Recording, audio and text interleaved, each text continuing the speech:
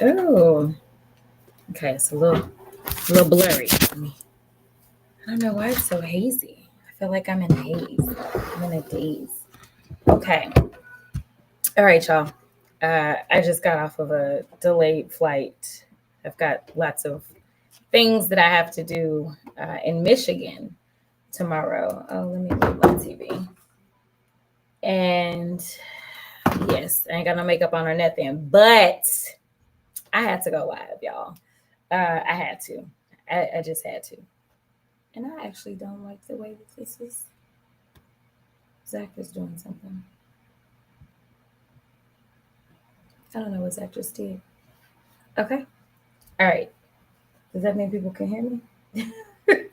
Okay. Zach is helping me. Okay. So here is the deal. I wanna talk about this. So my staff has to keep me posted on what y'all gotta say. So I could not go to sleep. In fact, I couldn't even eat my dinner until I got on to talk to y'all about the drama between Trump and his boo, or used to be boo. I'm not really sure what the status is, y'all, but listen, this is better than when Trump broke up with Elon, y'all. Him and Marjorie, say it ain't so, say it ain't so. Okay, so I think it's hilarious that they are fighting. I also think it's hilarious that she decided that she was going to drop receipts on him and be like, boo, I ain't even been blowing up your phone. I have been like texting you. And it was wild to read her text message. So for all of y'all that believe that Marjorie has finally seen the light, you see that like this still was about believing that Democrats were the ones that were all intertwined with Epstein. And so like that's a big part of her really wanting this out, because she really believes that Hillary and Bill are a big part of this, which is wild. But nevertheless, like I don't care who in it. Like if you want to mess with little children, if you have messed with little children, I have a problem with you. It doesn't matter your political affiliation. It seems like Republicans only want to call out criminals if they believe that those criminals are from the opposite party. They are all good with criminality so long as it's coming out of their party, as they are constantly trying to dip into our tax dollars. Because now they want to pay another one of his homies $50 million, who Michael Flynn. Mm-hmm. They want to pay him 50 million of your tax dollars after he gets his over 200 million of your tax dollars. And after those senators, those 8 senators, you know, the ones that were like, oh, we want to open the government, after they get their $500,000 too. But hey, don't worry. You know, people not going to have healthcare in this country. And most of them like probably going to be struggling to eat, because y'all heard y'all's president say that he wants everybody who's on SNAP. Yes, those 42 million people, he wants everybody to reapply for SNAP. Now imagine you would furloughed people, you didn't rift people, you didn't just straight up fired people, all kinds of stuff. And you're saying you want 42 million people to reapply because we're going to be able to process that. No, it's a game. Okay. So I want to talk to y'all for just a quick second, because I gotta go to bed, because these people want me to speak tomorrow. I don't know why they want me to speak, but they want me to speak. And so I'm gonna have to get my life together. Also, he canceled all of his appearances coming up. Mm-hmm. And okay, so I know y'all know. I know y'all know better. I know y'all not it's not a hoax, but I think it's so funny that he's like, yeah, it's just a hoax. It's a Democratic hoax, right? It's a Democratic hoax about the Epstein files, even though his own attorney general said the file, the client list, all of it is sitting on my desk, right? And then she was like, I don't know what y'all talking about. I never said that. But somebody can run the tape on Pam. That's what Pam said. And then for a hoax, it's wild how far he's like willing to go, right? He decided that he was gonna have Lauren Boebert. So imagine a man saying that it is a hoax, that this other man and other men were using their power to somehow, well, not somehow, to rape girls and women. They use their power over these women and girls. And then you decide you're going to bring a whole sitting congresswoman into the Situation Room so that you can use your power over her to try to get her to back down about these files. That's wild. And then your team is so smart that they decided, you know what, we may need to do a little extra cleanup. So let's get some kids and bring them to the Oval Office to play with the president. Yeah, okay. All right. That was my face too. Okay, so my staff is about to text me and tell me what y'all want to talk about. And then I'm gonna get off. My staff ain't told me nothing. Y'all gonna tell me something? Okay, y'all not talking. Well, y'all are talking, but y'all ain't answering questions. Okay, I guess really there's no questions to be asked. We know what it is. We know that this is ridiculous. Oh, final point that I'll make, and then I got 2 more points, and then I'll jump off if y'all ain't got questions. Number 1, y'all know how he also said this affordability thing is a Democratic hoax, right? He said people are great, they got money, everybody's got like they bank rolls, right? I think he's talking about his homies, but he's not talking about the rest of us. So with that, he decided he was going to roll back his tariffs. The tariffs that he said are good for us, he's decided he wants to roll them back now. I imagine why. Still, he's not doing enough. He needs to roll back all of them because obviously the Republicans in the Senate ain't got no spine. The Republicans in the House ain't got no spine. And frankly, I'm waiting on the Supreme Court to just like lay down the hammer instead of trying to deal with him with kid gloves. So yeah, these tariffs, he only want to roll them back on some of the foods. He needs to roll them all the way back because he don't know what he's doing and he's messing up everybody's lives. In addition to that, okay, I want to talk to y'all about this. So last week there was this video that went all over the place. I don't even know if it was last week. It was probably like a week and a half ago. And there was this candidate who was running in the special election for Congressional District 18 down in Houston.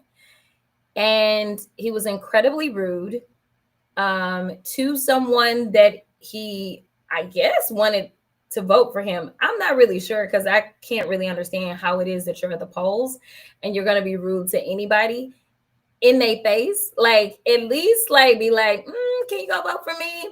And then maybe like on the side when they gone talk your talk. But instead, he decided to get into it with her.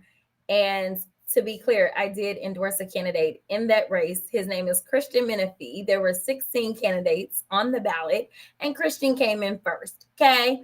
I just needed to park that there because I need y'all to understand where I'm going in case you haven't seen the video. So then he goes on and he tells her that she's rude. That's why we got issues with Black women, blah, blah, blah. Y'all just loud, abrasive, whatever. And then he goes, you're a Jasmine Crockett type. Yes, that is what he said.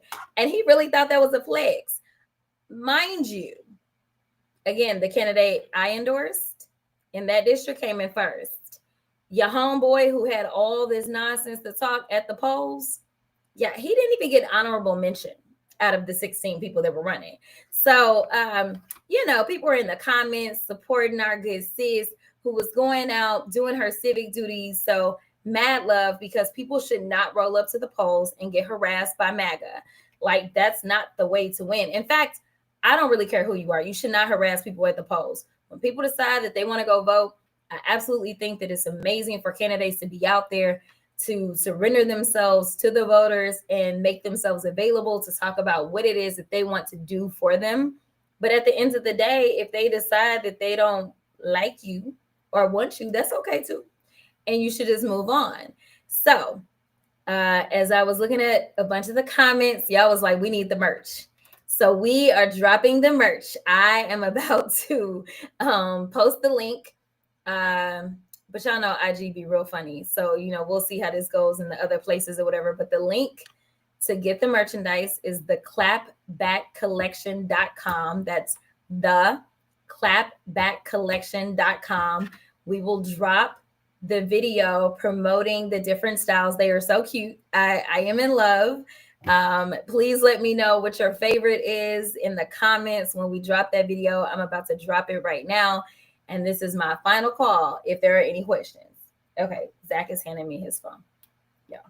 Let's see. Paula wants to know, when are y'all voting on the Epstein files? Good question, Paula.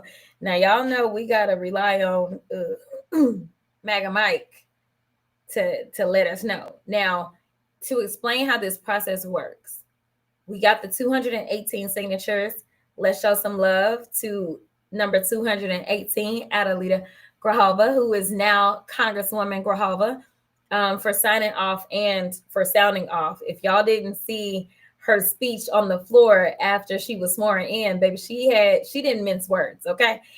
She let them have it. I am here for the energy, much like her dad. So I super excited. But anyway, so it will be as late as the first week of December. Like if he decides that he wants to hold it off, the latest he can go is the first week of December. We've been told that we're going to vote on it this upcoming week, but it is clear that the president is spiraling more than normal. And so who knows? I mean, Mike Johnson don't work for nobody but Donald Trump. So, you know, we will see what happens, because those Republicans did not want to sign onto the discharge petition to get this onto the floor. But from interviews that we've seen over and over and over, it looks like they don't want to be on record saying that they support pedophilia. And did y'all know that they are really playing with the word pedophile? I just saw a interview that I had done. Another organization reposted it, and they were bleeping pedophile. What? I mean, I guess if you're a pedophile, I guess it is, or if you're a victim of pedophilia. But like, what we bleeping? I don't know. A whole other issue. Okay, let me see if Zach got anything else. Okay, he's got something else. He says, Juan is asking, what if Trump tries to block the release even if it passes Congress? Now, Juan, you doing that high level thinking. No, listen, this is my biggest concern isn't even him blocking. My biggest concern is his DOJ that clearly cannot be trusted, that is investing all their time and going after his political enemies with these bootleg, non-relevant cases.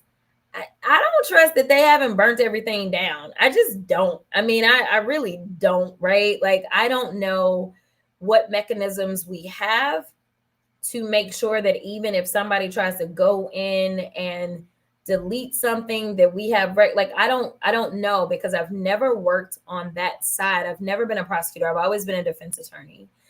And I would hope that we have systems in place, but it's just a hope, because I also hoped that the Constitution was going to kind of preserve democracy. So my biggest concern is actually the DOJ and them engaging in additional criminality and them removing documents, them destroying evidence. Like, that is actually my bigger concern, because it is clear, specifically because it was Pam Bondi, another woman, imagine that called Lauren Boebert in to like have a talking to her. Like, these people crazy. They are crazy. Listen, they are crazy. They like the mob, they thugs. And that's why it's like, you know what, we got to meet them with the energy that they given, right? Because thugs don't back down if you're nice to them. Thugs got to be like handled. You know what I'm saying? So yeah. Anything else, Zach? Okay.